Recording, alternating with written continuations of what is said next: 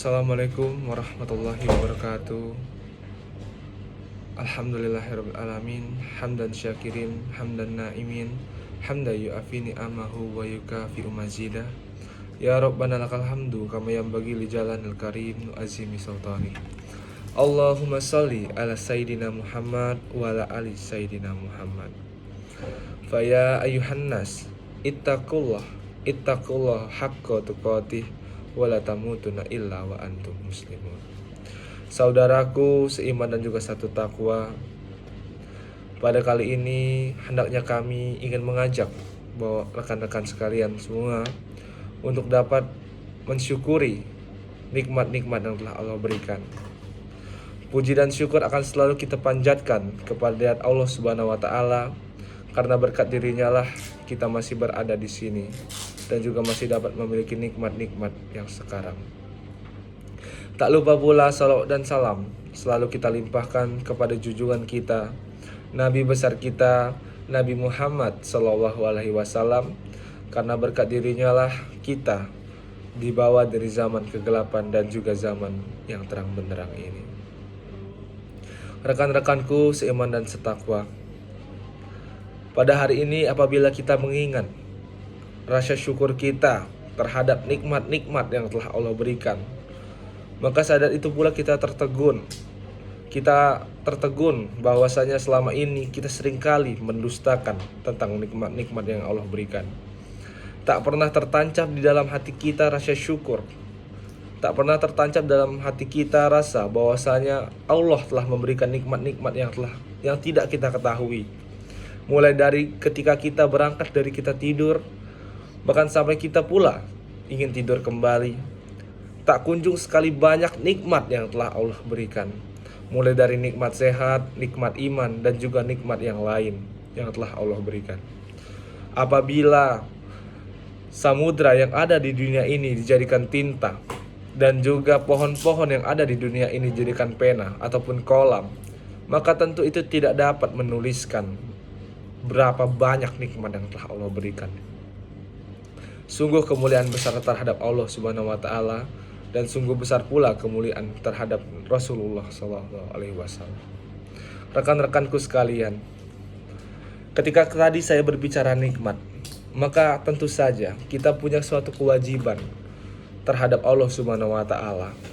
Kewajiban yang seringkali kita anggap sepele, kewajiban yang seringkali tidak kita laksanakan, kewajiban yang seringkali kita anggap bahwasanya hal itu adalah hal yang biasa apabila kita tidak melakukannya, yaitu adalah kewajiban untuk sholat.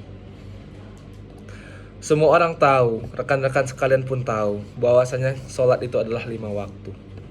Mulai dari subuh pada saat fajar terbit hingga isya saat malam sudah berada pada tempatnya, kita melaksanakan sholat, kita menyembah kepada Allah Subhanahu wa taala. Kita berserah diri, kita berdoa kepada Allah Subhanahu wa taala melalui sholat tersebut. Sebagaimana dalam sholat ini pula, kita untuk mendapatkan ketenangan, kita diberikan jalan pada saat kita setelah selesai sholat tersebut. Namun rekan-rekan sekalian, pada kesempatan kali ini kita sudah sangat jarang melihat mukmin yang tidak menyepelekan sholat. Sebagaimana ketika saya mengutip salah satu surat, yaitu surat Al-Ma'un. A'udzubillahi minasyaitonirrajim. Bismillahirrahmanirrahim. Ara'aital ladzi yukazzibu biddin fadzalikal ladzi yad'ul yatim wa la yahuddu 'ala ta'amil miskin fawailul lil musallin allazina hum yura'una wa yamna'unal ma'un. Surat di atas adalah surat yang menjelaskan tentang orang-orang yang celaka akan sholat. Sebenarnya apabila kita mengutip lebih dalam, bahwasanya Allah mencelakai orang-orang yang menyepelekan sholat. Mereka yang sholat tidak tepat waktu. Mereka yang sholat hanya sekadar sholat tanpa mengingat akan Rabb-Nya. Kemudian daripada hal itu, Allah Subhanahu wa taala dalam surat tersebut juga mengatakan bahwasanya orang-orang tersebut adalah orang-orang yang celaka. Sungguh sangat memalukan apabila suatu perintah yang harusnya kita lakukan tidak kita lakukan secara benar-benar.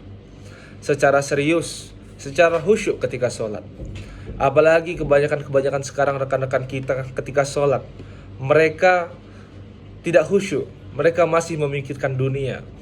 Padahal Allah sudah menjamin bahwasanya ketika kita mengejar akhirat, maka dunia pun akan kita dapatkan.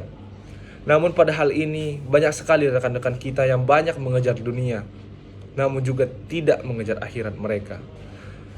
Salah satu contoh yang tadi saya sebutkan adalah suatu kewajiban yang harus kita laksanakan, saudaraku.